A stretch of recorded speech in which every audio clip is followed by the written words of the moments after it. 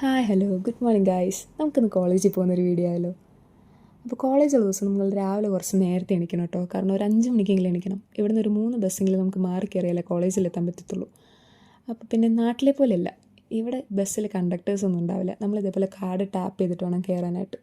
പിന്നെ UK ബസ്സിൻ്റെ ഒരു പ്രത്യേകത ആണോ എന്ന് എനിക്കറിയില്ല. ഇവിടുത്തെ ഏത് ബസ്സിൽ കയറിയാലും എനിക്ക് അപ്പം തുടങ്ങും തലവേദന. ഞാൻ അതുകൊണ്ട് ബസ്സിൽ കയറിയാൽ കൂടുതൽ ഉറങ്ങുക ചെയ്യാറ്.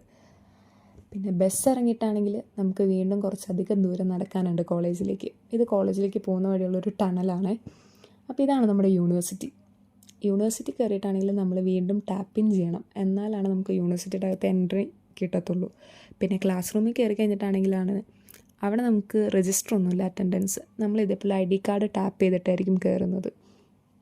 അപ്പോൾ ഈ പോകുന്ന എല്ലാവരും ID കാർഡ് ടാപ്പ് ചെയ്യാൻ പോകുന്ന കേട്ടോ, അറ്റൻഡൻസ് മാർക്ക് ചെയ്യാൻ വേണ്ടിയിട്ട്.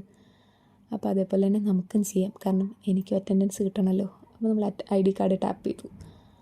പിന്നെ അത് കഴിഞ്ഞ് ക്ലാസ്സൊക്കെ കഴിഞ്ഞതേ പോകുന്ന വഴിയാണ് ഇതെല്ലാം. നമുക്ക് പോകുന്ന വഴി ഫുൾ നല്ല സീനറീസാണ്, നല്ല രസമാണ് പോകുന്ന വഴിയൊക്കെ കാണാനായിട്ട്. അപ്പോൾ ഇത്രേ ഉള്ളൂ ഇന്നത്തെ video. Tata bye bye, see U.